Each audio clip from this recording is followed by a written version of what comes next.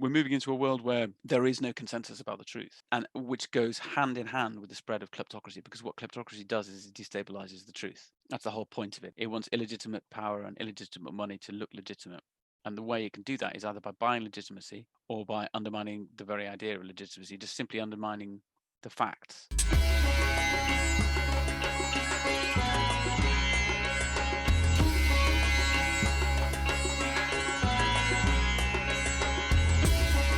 Hey everybody, welcome to the Portico podcast. This is Mike Casey, the founder of Portico Advisors LLC, and in today's episode I speak with Tom Burgis, an investigations correspondent with the Financial Times and the author of two courageous books, The Looting Machine, Warlords, Tycoons, Smugglers, and the Systematic Theft of Africa's Wealth, and the recently released Kleptopia, How Dirty Money is Conquering the World. I strongly encourage you to buy copies of Tom's books, read them, and share them with others. Why? Because as you'll hear in this podcast, the themes his books cover constitute an existential threat to democratic institutions and governance and the rule of law globally. They're absolutely riveting yarns full of intrigue and consequences, and my hope is that if more people read Tom's work, then we'll stand a better chance of resisting the precipitous slide into kleptocracy that endangers us all. Courage is contagious. My discussion with Tom covers the dots connecting the looting machine and Kleptopia, the story of Mukhtar Ablyazov, a Kazakh billionaire whom some say is a freedom fighter, some say is a fraudster, and some say maybe he's both. The complicity of US and UK professional services firms in facilitating the activities and laundering the funds and reputations of kleptocrats, some mistaken assumptions behind the convergence thesis, how citizens can keep Kleptopia in check and revivify democracy, John Kenneth Galbraith's notion of the bezel and where the bezel is biggest now, and what the rise of Substack and the proliferation of journalists going solo or direct-to-consumer imports for the future of investigative journalism. I'm really fired up about this episode, and I hope you will be too. All right, Tom, welcome to the Portico podcast. Thanks for taking the time for a chinwag. Yeah, very nice to be with you. Hope all's well. Super. All right, so you're the author of two excellent books, The Looting Machine, which came out about 5 years ago, and your new work, Kleptopia, How Dirty Money is Conquering the World. And they're really quite brave books, and I really just want to encourage everyone who's listening to this to read them because I think they're both incredibly important. But in The Looting Machine, you wrote about this nexus of corrupt actors that have been pilfering the continent's resource endowments, whilst consigning the vast majority of the population to poverty and destitution. And you have this line at the end of chapter 7 in which you state, there is an alignment of political elites and transnational corporate networks subverting public institutions to dredge power and wealth upward into their own grasp. And you know, as I read your books, I was wondering what connects the dots between the two. When you were reporting and writing The Looting Machine, did you presage or anticipate the themes that you were going to explore in Kleptopia? Well, thanks for saying those kind of things about my books. I mean, essentially, the theme of both books is the privatization of power, and the Looting Machine is about Africa, but also about the outside powers that use and abuse Africa and Africans, and Kleptopia is global, but they're of a piece really in that I think that one of the great, I would say the defining trend of our time is the spread of kleptocracy, of the rule through corruption, and you see that most vividly in parts of Africa because I think it's there that often you see most clearly the human costs. I don't mean just poverty, although that's obviously a clear consequence. I mean violence too, because kleptocracies are underpinned by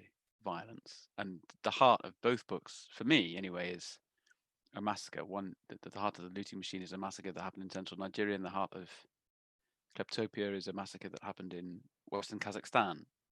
And I think ultimately that's what I'm grappling with, is how if you happen to be born in a kleptocracy, you don't enjoy in your life the most basic thing, which I think growing up in, if you grow up in the UK or the US, and you're in the sort of comfortable majority, you do take for granted, which is security, personal safety from from the from the state and from um, powerful actors, and that is not afforded to people who grow up in kleptocracy. Quite the opposite. It's part of life, and I think that's maybe the defining difference between a kleptocracy and a democracy. So in Kleptopia, you weave several threads together in this complex tapestry of corruption. And one of these threads is the tale of Mukhtar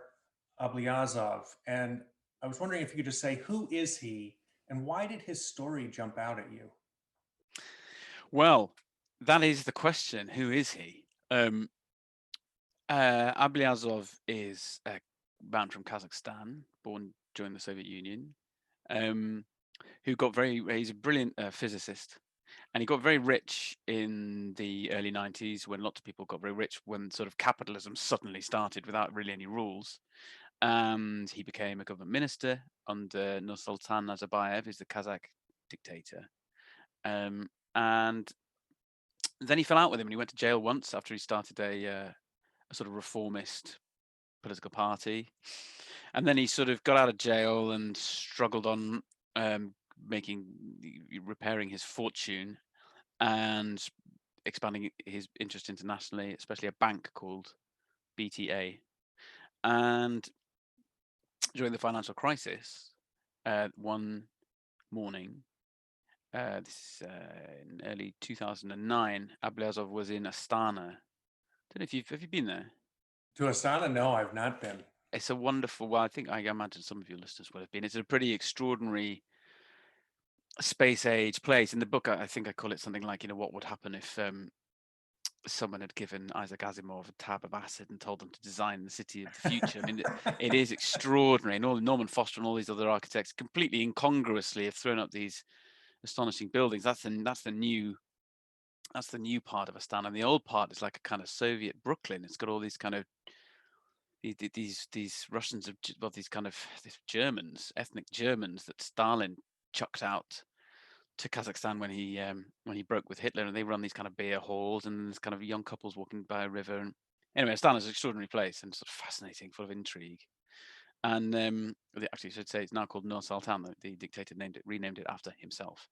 And so anyway, there's one sort of snowy morning in January 2009 when Ablyazov realizes that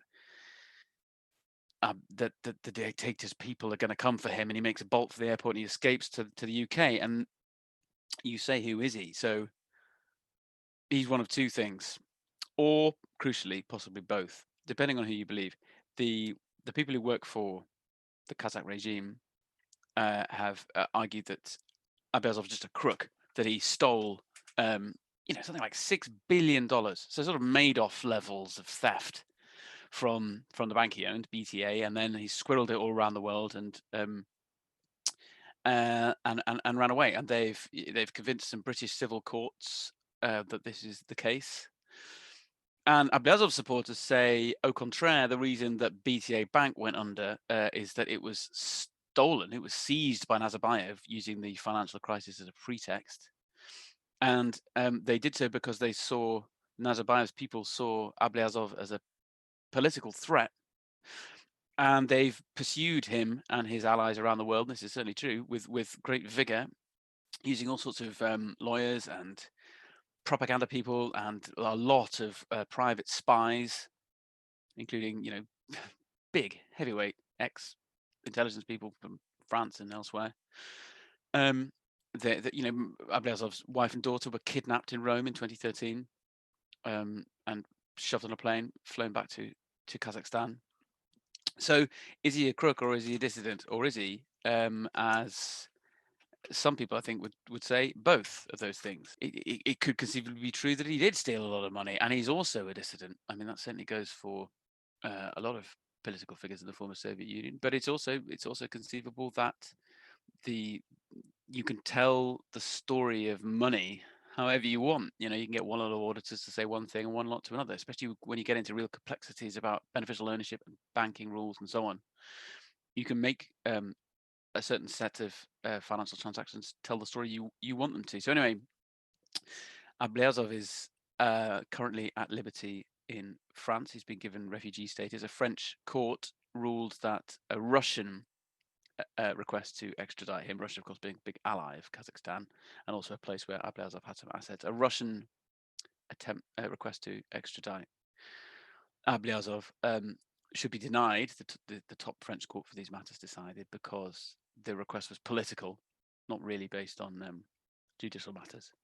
And there we are. So Ablyazov remains this kind of thorn in the side of the Kazakh ruling regime, and remains a man about whom utterly different stories are kind of on the record, depending on which Western country you go to. And that's why he's so fascinating for me, because I think the crucial part of understanding the global kleptocracy that we're increasingly slipping into is what happens to facts. Money laundering is the engine of the global kleptocracy, right? And what does that really mean, money laundering? It just means cancelling the past, of cancelling money's past and writing it a new past, disguising its origins. And it means creating an alternative reality, essentially, for your wealth. So what these things are really all about, what is so fascinating for me, is that really kleptocratic politics is about a war over the narrative, over getting supremacy in the battle for narrative against your enemies. And Ablyazov absolutely embodies that story. Yeah. All right. So that leads into the next question directly. So one of the astonishing details that you reveal in Kleptopia is that after Kazakhstan nationalized BTA Bank, the company then spent roughly $500 million, $500 million, $500 million, yeah, on white shoe law firms, consultancies, PR firms, and private intelligence firms to go after Ablyazov, and all of, or most of which were ostensibly based in the UK or the United States. And you note that this figure was 1.5 times the size of the budget for the UK's Serious Fraud Office, which was investigating Eurasian Natural Resources Corporation, which is one of the threads both in Kleptopia and the Looting Machine, and it intersects with this Ablyazov story. And like on the one hand, there's this obvious problem that you were just mentioning of where these organizations are facilitating the activities and laundering the reputations of kleptocrats. But there's also this insidious situation in which some of this elite labor, right, jobs that are delivering the top decile incomes, is earned through whitewashing corruption. And it seems to me that this is all just very inimical to healthy political outcomes. And I'll just throw that out there. What do you think? Well, I think you're putting it politely. I think, but I would agree. I would go, but I would also go much further. I'd say that what is this doing is poisoning democracy, condemning large swathes of the world to exist under dictatorships of various forms, and spreading worldwide the privatization of power, essentially, the opposite of what we might call a social contract. I write quite a lot about that in the Looting Machine. What we expect is, what we hope for is that we live in a place where power is wielded in our name with, to a greater or lesser degree, our consent. And we have elections to test that consent, and we have taxation to test that consent. Kleptocracy is the opposite of that. It's where you capture power to enrich yourself and your clique, and then you use that money underpinned by violence to retain that power and keep yourself above the law. So, you mentioned the Serious Fraud Office. I think one of the things that really struck me was how the rule of law is being undermined. So one good example is that, as you say, you're right to point to the budgets involved. So private intelligence agencies who can work for any last dictator they choose are massively better funded than our law enforcement agencies, who are accountable to us and who are charged with protecting us. In the case of the Serious Fraud Office, charged with protecting us from the most serious financial crime. And there's this massive test case, which is the now 8-year-long investigation into ENRC, this big. It's basically a load of Kazakh and African mines that was bundled that used to be on the stock exchange and now is based on the London Stock Exchange, now based in Luxembourg, and there's still been no decision whether to charge that case or walk away from it. And it's descended into the most astonishing crossfire of lawsuits. That's a multiplication of cases. It's going through the High Court and other jurisdictions. And as I write in the book, this is a case in which potential witnesses have turned up dead. Now, of course, ENRC, they maintain that they've certainly got nothing to do with those deaths, and the oligarchs behind it, they also say that they've done nothing wrong. They've been set up by their enemies. But this is an extraordinary example of the financial firepower. They're worth $7 billion collectively at the moment, these three oligarchs, and they're going up against the Serious Fraud Office with its total budget of $50 million a year. Now, whatever the rights and wrongs of it turn out to be, that's clearly a mismatch, and I think it's worth us reflecting. And that the same can be said. Obviously, the DOJ is much better funded, but still, the state institutions have been denigrated in the public in the public square since the financial crisis and through austerity, and certainly through the most recent American presidency, and they're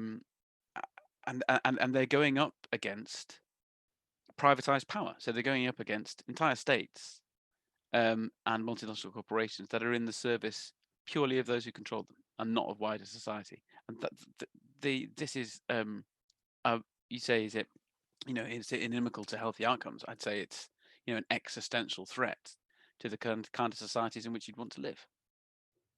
Yeah. Okay. So I feel the exact same, that it is an existential threat, which is why I was agreed. Keen to get you on this this little podcast here and to try to spread this message more broadly. For a long time, investors propagated this convergence thesis that over time emerging markets would close the gap with developed markets, not only economically but also politically. So they'd embrace formalized, integrated, and free markets, and they'd have democratic, accountable governance. But the trend has been one of convergence in the other direction, that developed markets are increasingly exhibiting characteristics that were often used to define emerging markets. And so, two questions to that. One, would you agree with that view? And two, if so, to what extent are dirty money and kleptocracy playing in this reverse convergence, if you will? Yeah, no, I get you. I mean, I'd say there's a couple of false premises in that in that argument that you mention about convergence. One is the idea that I think there's sometimes a sort of kind of Orientalist flavor to some of this kind of argument. The one thing that struck me so often living in Southern Africa and then in West Africa, and then on my sort of wider travels through the former Soviet Union, but especially stark in Africa, is the contrast between the sort of standard narrative that that often borders on kind of lazily, almost racist thought. That's like Africa is somehow inherently corrupt. There's something about African people or African cultures and societies or African political systems that is inherently corrupt, that's different from other places. And you can make hear this argument made about, say, Latin America, parts of Asia, and so on, but it's especially about Africa. But my experience was that corruption is at least corruption is so often imported into Africa. I mean, you look at the actual details, what actually goes down in any of the big corruption scandals that have emerged, and again, it's massive Western corporations in which all our pensions are invested through some combination of their executives and middlemen, seeking out people who are corrupt or who can be corrupted to circumvent African institutions. And yeah, it takes two to tango, and both sides are complicit in that. But it's so easy to go for this unbelievably lazy and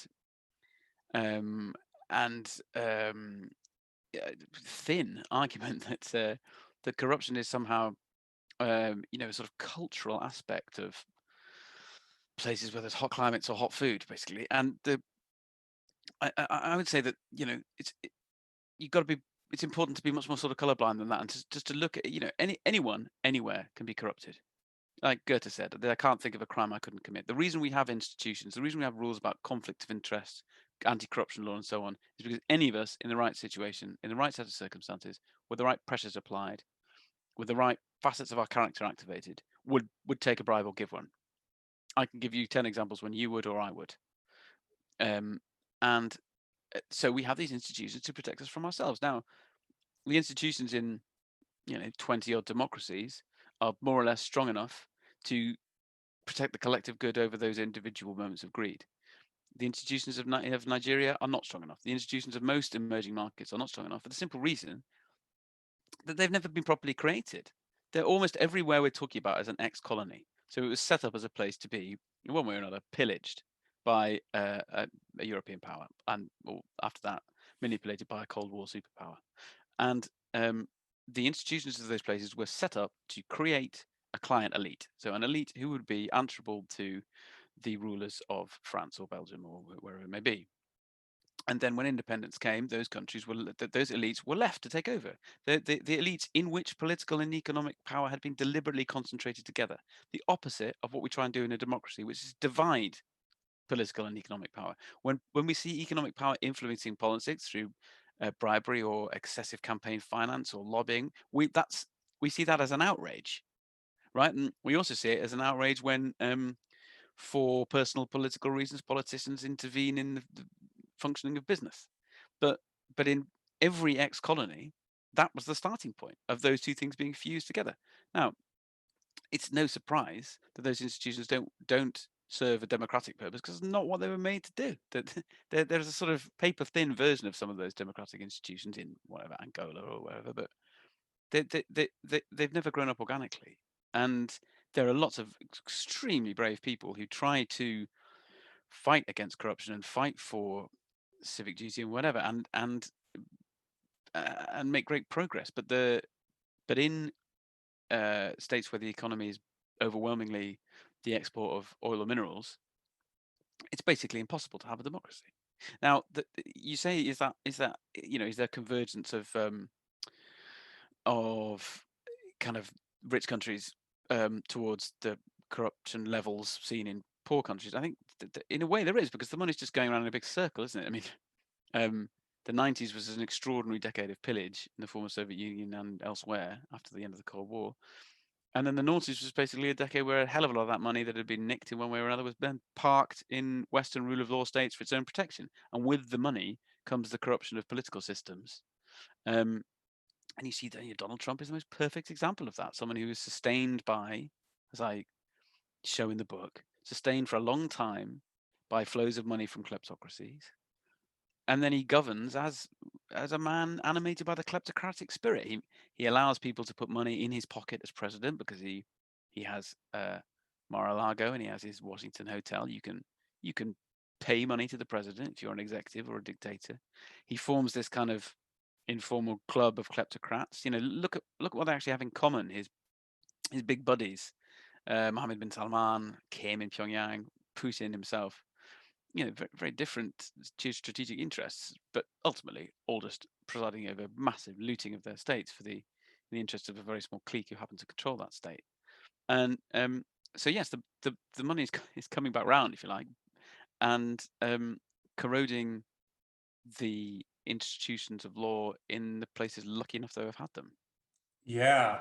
All right. So there's a lot there. So you mentioned Donald Trump and Felix Sater, who's a business partner of Donald Trump prior to his entree into the White House, is another one of the threads of the book. And really, everyone should go buy the book and read it, because there are too many details to get into. But right. We're also. I mean, we're talking about the sort of the big sweeping theory of this. The idea is the book is meant to be like a non-fiction novel. It's meant to read like that because, well, A, you want people to read it, and B, you really want to get into the key is to understand the human agency and how you can see a bit of yourself in anyone placed in this kleptocratic world, and how hard it is to act in it in a moral way. So yeah, for anyone listening, I would say the book is meant to read like a thriller. It is a thrilling thrilling world, but yeah, we can also sort of pull out into these much bigger themes that you can see pulsing through it. Yeah. But you mentioned Felix. Yeah, he interested you? He certainly did. because he's quite a colorful character. Um, I mean, yeah.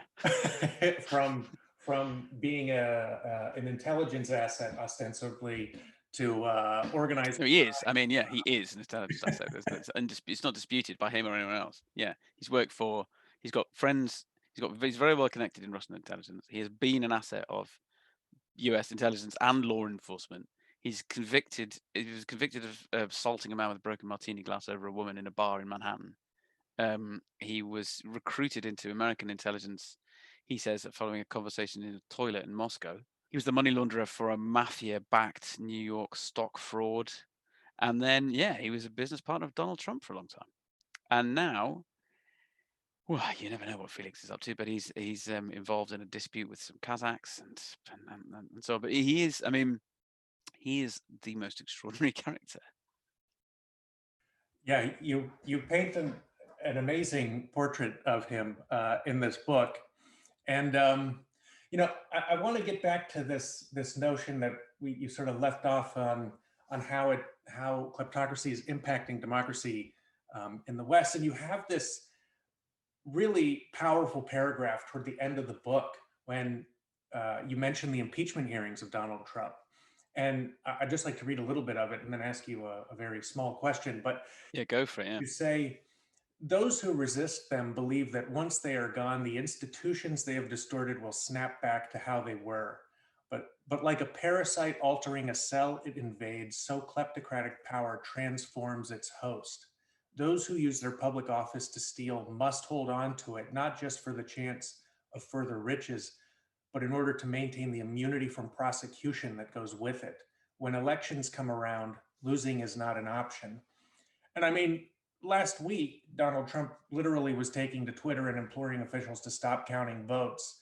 And Yeah. since then, Republicans have been actively delegitimating democracy here in Los Estados Yep. Unidos. And, a small question, but what can we do as citizens to keep kleptopia in check and sort of revivify our democratic institutions? Well, there's no secrets to it. That's the thing. I mean, kleptocracy is not new. It's just massively in the ascendancy at the moment. And we know, I think often we lose a lot of time looking for some sort of policy silver bullet. I'm not suggesting that's what you're doing, but I've had these conversations, and and often I've got a bit of stick for not doing at the end of the Looting Machine and Kleptopia what a lot of journalists who write books do, which is to tell the story, report the story and tell it, and then say, and here are my 7 policy recommendations for fixing this massive problem that I've spent the last 300 pages talking about. And then they spout some generally impractical rubbish because that's, I like them, I'm just a reporter.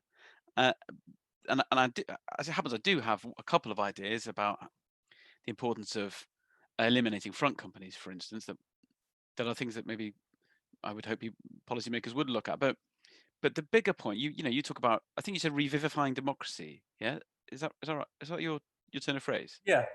Yeah, I mean, how lovely. And I think we have to get back down to some quite simple and quite basic things about the society we want to live in, and we want free discussion and free debate. For that, we need a well-funded, independent, aggressive, plural mainstream media. We want our collective interests to be served by our government, not the narrow interests of those who hold power. So we need um, free thinking legislators, members of parliament, members of Congress, not entirely suborn to the interests of lobbyists and donors. We want to feel the greatest protection we have, which is the rule of law, and which I think the Trump presidency is enormously undermined because of that kleptocratic principle I've talked about of trying to make the law a kind of shield for the powerful. Well, I actually put it the wrong way around. It's kind of sword for the powerful rather than a shield for the weak. And to maintain the rule of law, we need lots of things. But we need the first 2 things: the free press and independent legislators, and we need independent, well-funded courts that are scrutinised. We need to be very careful not to allow the courts to become weaponized by kleptocratic power struggles, which is what's happening a lot, especially in London. A lot of the big cases in the High Court, we mentioned a couple already, they're essentially kleptocratic power struggles playing out in rule of law nations. Now, how do you actually go about achieving any of this? It's, well, the way we always have, by just standing up for these principles in whatever walk of life we find ourselves. So, I mean, Nigel, it's not about a million person Facebook group. It's quite the opposite. It's about each of us reflecting on our own character and the society we want to live in, and trying to act out those values every day. So I think Nigel, I'm not trying to suggest I've managed to achieve this myself. Obviously, we all fail all the time. But the reason I made Nigel Wilkins the hero of this book is that Nigel was a man, and I won't give away the whole story here for people who haven't read it yet, but Nigel is our everyman. He's a pretty unlikely hero for a book or anything else. Gratifyingly, he has now been referred to as a hero straight out of John le Carré in the Economist Review, which Nigel would have loved, I think. But he's normal. He's a normal bloke who's just a bit of an awkward bastard, and he didn't really like authority, and he's very clever. And he found himself in a position suddenly. He cultivated his conscience. It's in a secular way. He wasn't a religious man, although obviously there would be religious reasons, just as there are non-religious ones, for trying to live this kind of life. It doesn't really matter, I don't think, what the motive is. It's the practice, isn't it, of showing character and of showing an ability to make personal sacrifice for the greater good. And that's why Nigel, I think, is such a character for our times, where we so celebrate individual wealth as though it were individual worth, and we celebrate celebrity rather than sort of this kind of quiet heroism that Nigel had. Nigel just found himself late on in his life in a position where he could take a huge risk with no prospect of personal reward, certainly not financial reward, for what he believed to be the greater good, and he did that, and he paid for it, and I suspect he would do it again given the choice. In fact, he had a postcard in his flat in London that said, "I've learned so much from my mistakes. I'm thinking of making a few more." And Nigel, I think Nigel is the kind of spirit we want. And Nigel, in one of Nigel's notebooks, he wrote. There's just a page where he just writes. There's no context to it. It's just a sentence on its own. He just says, "Can't think of much of which I should be ashamed." And that kind of, quiet reflection. That really wasn't a page that anyone was ever meant to read, but circumstances meant that I did, and I wrote about it. But I appreciate this is not, how do you choose who to vote for, although that might inform that. But it's not. This is stuff that's hard to count and quantify. But I think it is the kind of discussions we need to have about how to live in an increasingly corrupt world. Excellent. There we are. That's my bit. I mean, I could, as you can hear, I could keep going on, but I think I've probably gone on too long already on that point. No. All right, so switching gears just a bit, John Kenneth Galbraith wrote this history of the great crash of 1929, and he came up with this notion of the bezel, which he defined as an inventory of undiscovered embezzlement amongst businesses and banks. And this bezel grows during good times when people stop asking questions and share prices are appreciating, and it shrinks when people start digging deeper into the accounts, as your colleague Dan McCrum recently pulled the thread that was dangling on Wirecard. Oh my God, phenomenal. A spectacular reporter, and actually a very nice guy. Excellent. Yeah, I'm quite looking forward to the movie and the book. Yeah, he's busily at work on both. I can exclusively reveal. Excellent. So where do you think the bezel is biggest now? The bezel has gone political. So I think J.K. Galbraith. I think from memory, what he was talking about was sort of would be within the private sector. Really, isn't it what he's getting at? Exactly. And I'd say that the huge thing to try and that I would argue we must understand is that is, as I say, the privatization of power itself. That a good way of understanding it and of putting the two books together is, there's sort of one of the central ideas of the Looting Machine is about rent, economic rent. So how, if you capture power in, let's say, Equatorial Guinea or Qatar, you just extract rent by selling. It just so happens that under your soil and sea is stuff that the world wants and will pay for. And whether or not your power is legitimate, they'll buy it from you, and you can steal. You can just, well, I mean, in terms of steal it, really, they just give it to you. You own the revenue of that. You just extract the rent from the oil in the ground the same way that you would be paid rent if you owned a house. And I think what Kleptopia tries to say is that actually that's what political power is becoming. Look at the Panama Papers. 140 leaders were found in one league from one law firm in Panama to have offshore accounts, many of which they used improperly to kind of monetize their position. That sort of scale starts to suggest that this has become routine. That actually gaining power and illicitly, illegally using that power, essentially trading that power that's been entrusted to you, trading that power for personal gain, in other words, corruption, is kind of standard. And even when it's not corrupt, even when there's something grayer going on, it's still. When did it happen that it became a complete given that a career in public service should end with enormous personal wealth? I mean, even someone like Obama. I mean, look at the size of his book deal. Is that? I mean, is that cool? Or look at the Clinton Foundation and the people who donate to that, and were donating to it while Hillary Clinton was Secretary of State.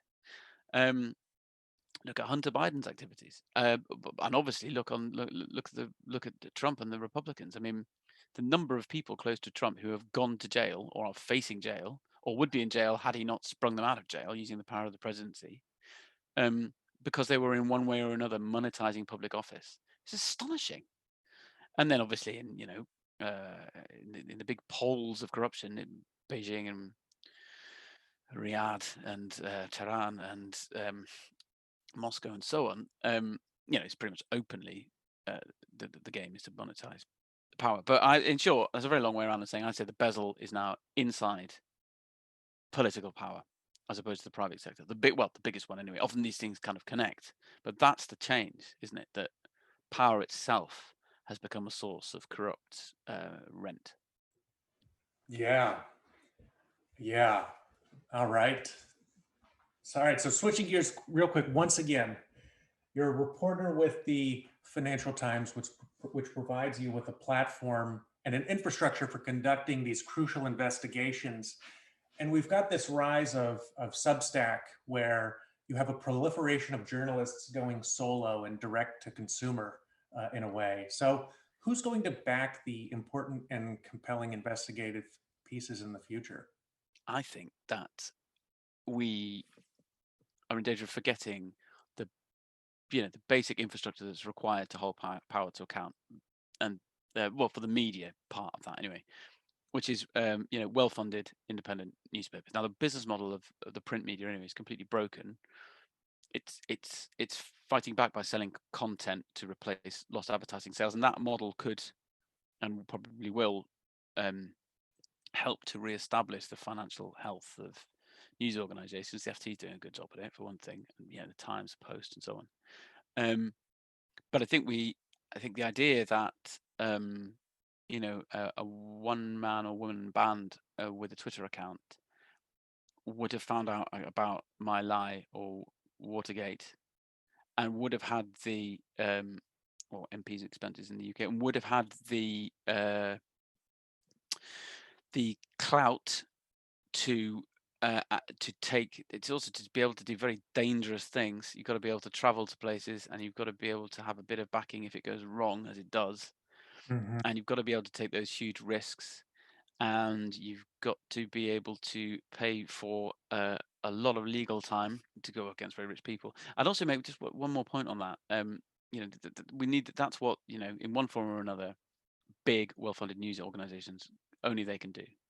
And there's a really good point that's made by Nina Schick. I don't know if you come across her. She wrote Deep Fakes. She did a really good Sam Harris podcast recently, and I see this in my work. We're entering a time now where fakery is so so I mean, fake documents, fake Twitter accounts, fake news, is so easily achieved and and approaching being indistinguishable from genuine that, and we've looked at one side of this ledger, haven't we? We're terribly worried about fake news being pumped into the US election, for instance. How Russians, Russian government agencies have used fake stories to try to manipulate and damage American democracy. But the other side of it is less commented on and is hugely important, which is that the other effect that this has, this spread of very, very convincing fakes, is it allows everyone to deny everything. So if you 5 years ago, if we got hold of a load of documents that we have every reasonable belief to be genuine, and they reveal, let's say, corruption by Mr. X, we write to Mr. X and put this to him. There's a sort of basic understanding that, okay, there are some facts that are facts, and Mr. X might try and sue us for defaming him, or he might try and sue us for having confidential documents that he says we shouldn't have, or whatever it may be. But now, increasingly what you get is, yes, there are fake documents knocking around about my client, and you should be very careful with this. And we're moving into a world where there is no consensus about the truth, and which goes hand in hand with the spread of kleptocracy, because what kleptocracy does is it destabilizes the truth. That's the whole point of it. It wants illegitimate power and illegitimate money to look legitimate. And the way it can do that is either by buying legitimacy or by undermining the very idea of legitimacy, just simply undermining the facts. So we're on the brink of an incredibly difficult time for journalism and for the pursuit of truth, because of that breakdown of a sort of consensus of what is true and how we go about, and the processes by which as a society we go about establishing the public record. I haven't got answers for any of this, but I'd say that one of the things you're definitely going to need is large groups of diverse, inquisitive people of good faith with plenty of money behind them and time and courage to try and navigate this. And a sort of atomized media world of individuals is just going to be run roughshod over. Yeah, here. So everyone go subscribe to the Financial Times. Yes, at once. But also go and subscribe.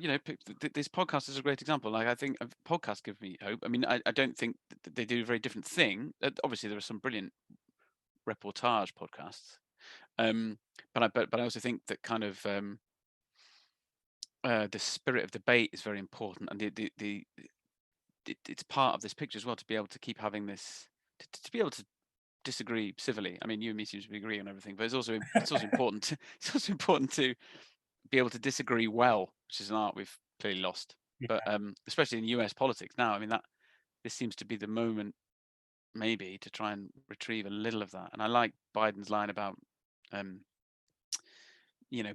have to stop seeing opponents as enemies. I mean, that again, that comes back to how you can start to rebuild a consensus about the public record and about what is true, because the Trump presidency has really broken that. Yes, here. Well, Tom, this has been great. Where should listeners go to keep up to date on your latest writings? Well, the FT feed. I'm Tom Burgess on Twitter. My own website, it's just my name, tomburgess.com, has lots more about the book, about Kleptopia and the Looting Machine, and links to events and sort of resources for people who are interested in kind of corruption and kleptocracy, like other books and films and TV and other stuff you can explore.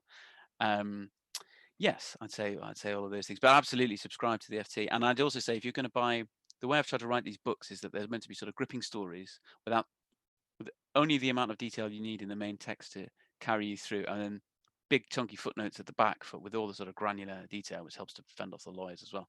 But as a result, it's probably better to buy 2 copies of each, so that you can be reading the text and have the notes open at the same time. And obviously, when you're buying a copy for your grandmother and so on, two copies for them as well, I'd say it's probably best. Yes. So multiply by 3, actually. Let's just. I mean, yes, I'd say that's right. Just to be safe. That's probably for the best. Yeah. Exactly. It's the holiday season. Well, Tom, thanks again for coming on. This has been awesome. Oh, thank you so much for having me. It's been a real pleasure. Awesome. You stay safe, man. Okay. Yeah, you too. Thanks a lot, mate. All right. Ciao. Ciao. Hey, everyone. This is Mike again.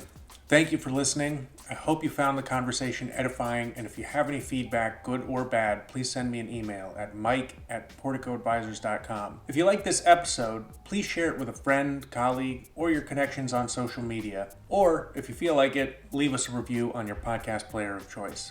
If you're keen to learn more about private markets developments across the emerging markets, then go ahead and smash the subscribe button, and please visit our website, porticoadvisors.com. That's porticoadvisers.com, where you can peruse through our research and newsletter archives and sign up for our monthly-ish newsletter. Ciao for now.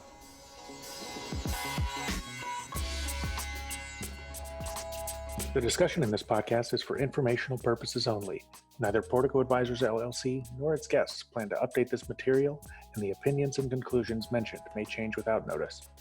Neither Portico Advisors LLC nor its guests make any warranty that the information in this podcast is error-free, omission-free, complete, accurate, or reliable.